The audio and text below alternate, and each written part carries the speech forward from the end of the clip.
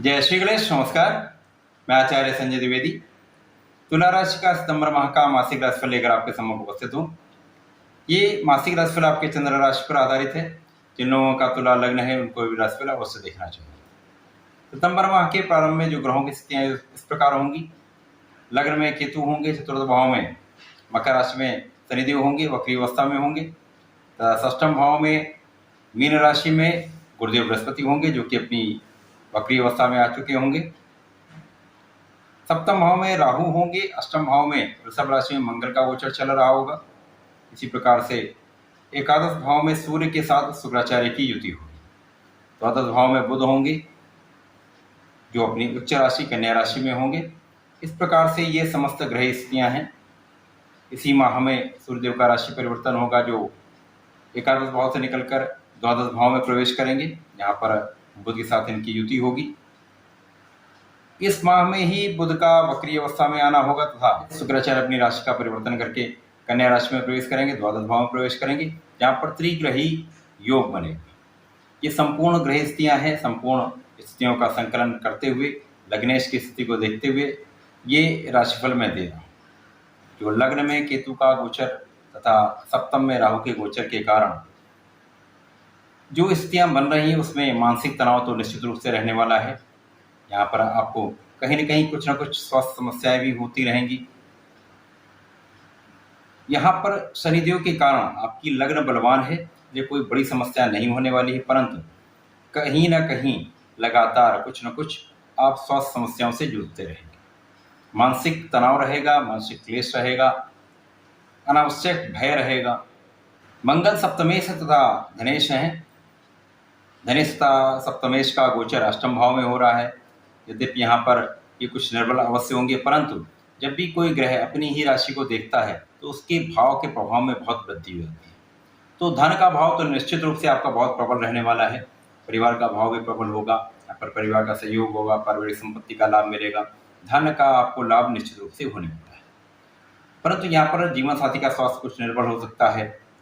यहाँ पर आपके साथ कुछ शारीरिक समस्याएं हो सकती हैं। यहाँ पर वाणी का भाव आपको देखना होगा। यहाँ पर आपको बड़े संयम के साथ बात करनी होगी, क्रोध नहीं करना है।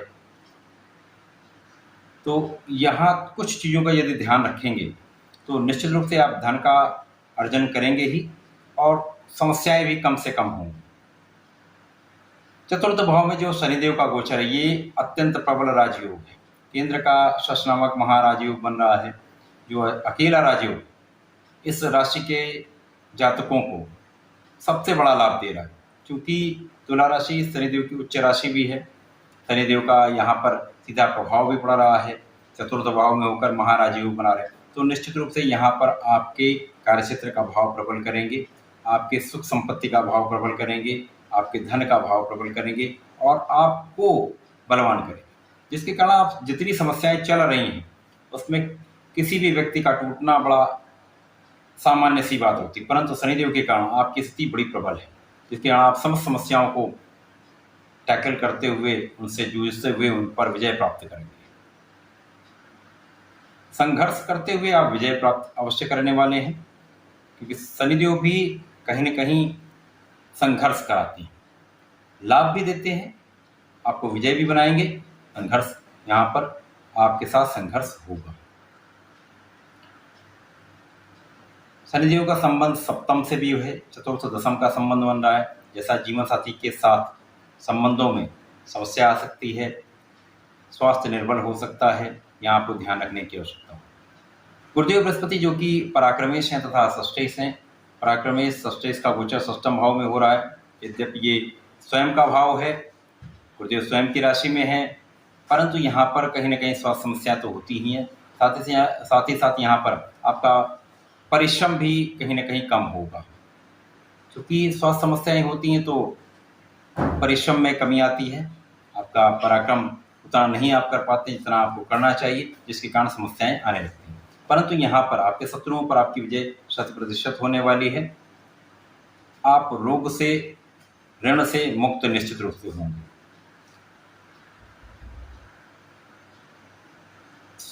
जो सूर्य तथा शुक्राचार्य का गोचर है, ये बहुत महत्वपूर्ण है। सूर्य तथा शुक्राचार्य यद्यपि बहुत मित्रवत नहीं होते, परंतु एकादश भाव में इन दोनों का गोचर आपको 100% लाभ कराएगा। सूर्य लाभेश ही है, लाभेश का लाभ भाव में गोचर आपको 100% संतान से सुख देगा, संतान का सुख देगा, आपके प्रेम संबंधों में आपको मधुरता देगा, आपकी शिक्षा से आपको बहुत लाभ देगा। क्योंकि लग्न का स्वामी यहाँ पर लाभ भाव के स्वामी के साथ है, तो आप परिश्रम करेंगे, लगातार लगे रहेंगे, संघर्ष करते रहेंगे तो विजय निश्चित रूप से मिलेगी, साथ ही साथ आप सफल भी होंगे।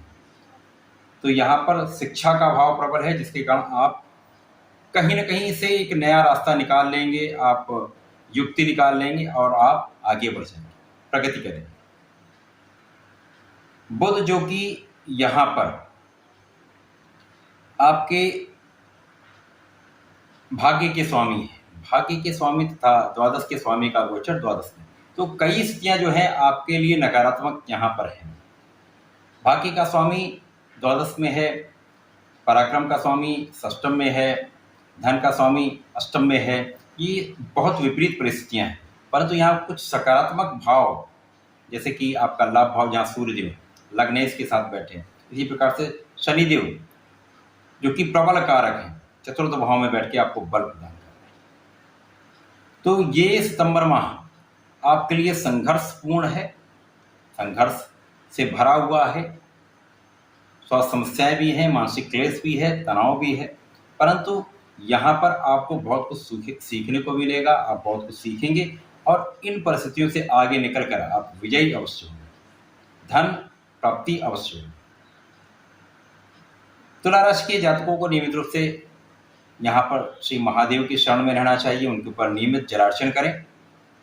प्रत्येक शनिवार को यदि नीले पुष्प का अर्पण करते हैं, काले तिल का अर्पण करते हैं, तो आपके जीवन से समस्त संकटों का अंत हो जाता है, आप विजयी होकर निकलते हैं। ऐसा करें, इसका लाभ लें।